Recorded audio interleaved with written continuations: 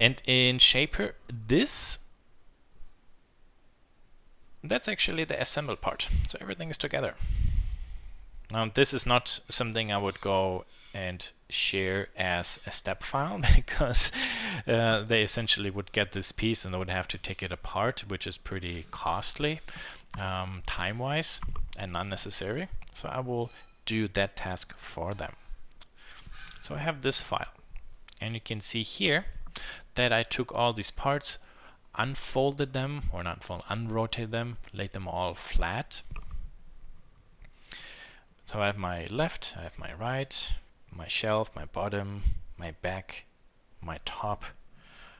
I also sorted out all the amount of hardware I need, all the parts for the legs. So it's also very easy then to count. And below there you see there are these technical drawings. I'm going to show you how easy it is to create these drawings in Shapr. Before I do this, however, I would like to turn this off. Actually, one moment. I'll make a new construction plane there. Bring this down a little bit. Very good. Okay, good. So let's say for this part I would like to create a construction drawing. We can go to Tools, and then we use the Project command. I will select this face, and as an exercise I will select this face. Click Next, then I select this construction plane, click Done, and there it projected this down. Pretty awesome. Now there's one thing to keep in mind, because I selected two rectangles. They share also an edge. So if I select this edge and delete it, and you see there's actually a smaller edge there. So to prevent any double edges or needless work, what I will do here, I'm just smart in the way how I select everything. I go to select this, then I go select this. You see that has actually the drill holes in it. Very good. And I will select this edge, this edge, this edge, this edge. Same here. So based on what face you select, you can make yourself a little bit less time. I'm going to ignore these corners. Or here, if I select on this face, you see then it selects all these parts, but I need to make sure that there are some other edges I didn't select. So this is going to be a problem. So I will just undo it, project, and select this. This is cleaner. Now I can select this. Very good. This edge, this bottom edge I don't need. Very good. And then I could go ahead and select all my holes here where needed. Okay, I will skip the others. So you see kind of like what I'm doing. Next, click this, project it down. There we are. Now from this view, these holes, technically speaking, do not make sense because this is actually the top view. Kind of like from there, the holes actually are on the other side. Very good. Now, to create the edges on the side, the drawing on the side, I can do this. I select this object, make a copy, move it to there, turn copy off, select this, bring it over to this edge, rotate it up 90 degrees. Yeah, move it a little bit out of my way. Very good. Nice. So now I do the same again. Project. I can select this. Well, this is all I need. Done. There, that part. And you can see this is a pretty fairly straightforward process. That is how I then created all these parts. Here, this one I will delete. And you see you have one group box unfolded and rotated parts. There are just copies for those. Also here again I can use the groups to simply hide these parts. Very easy. Now there's a nice interesting feature in Shapr. Let's say we select this part and click OK. And you see that this dimension now is locked. Can do the same here. This is locked. With this being locked, what I can do now, if I go to export and then say export the sketch.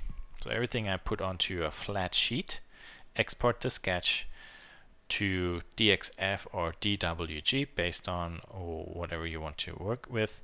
Here we have the ability to export also the dimensions right into it. So that's pretty awesome. Very good.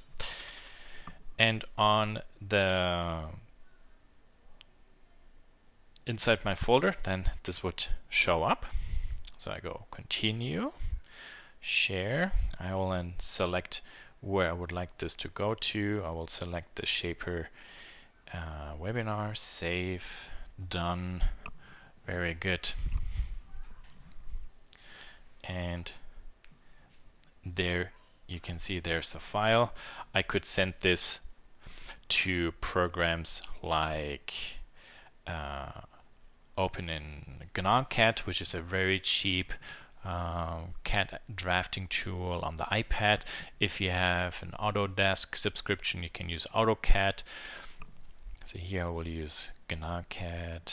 This is the free version, so we have an ad in it, and yeah, there's the drawing. You see, there are some of the stuff all added to it. So I would have to go in and start cleaning this up. Also, the size of the text is a little bit too big, and then I could go to send and export this as a PDF file.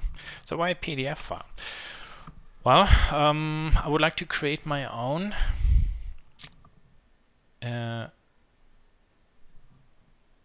technical drawings and not be limited to the way how AutoCAD necessarily only works for presentation purpose. So if I go to here, there you see I created a title block with some basic information. What's the project name, the title, the size. There's also a scale I put in, the amount of sheets. I created a view where, as you can see, there's a perspective view. I put in a list of all the individual parts. So one box is basically assembled, and one leg 4 times assembled. How many dolls, how many biscuits. So it's kind of like a list of all the stuff that goes in there. You see box side is 2 because this design is built symmetrical. So the left and the right side are exactly the same. So I only need to kind of like make one master for it and then just always duplicate it. How many lag sockets, rod or cap, some basic information about what type of material it is. It can be more specific. So this is more like to give you an understanding of what I would then give to a shop in case I do not want to give them my step file. Now, this obviously is very good for the overview. And then here you see there I exported from AutoCAD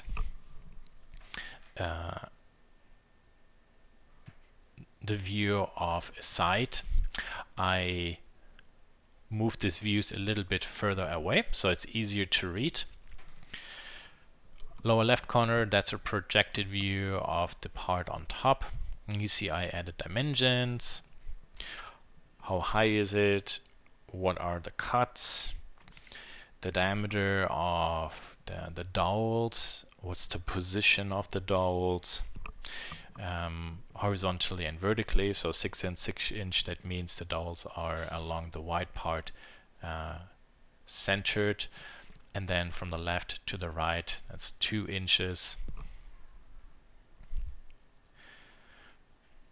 I also added some extra details or duplicate information, showing them that it's always like 0.13 inches, so which is kind of like actually 1/8 of an inch, which basically means these slots, they have to cut by 0.7 inches high. Can just be done with a table saw. I also put in a position where the biscuits should go in.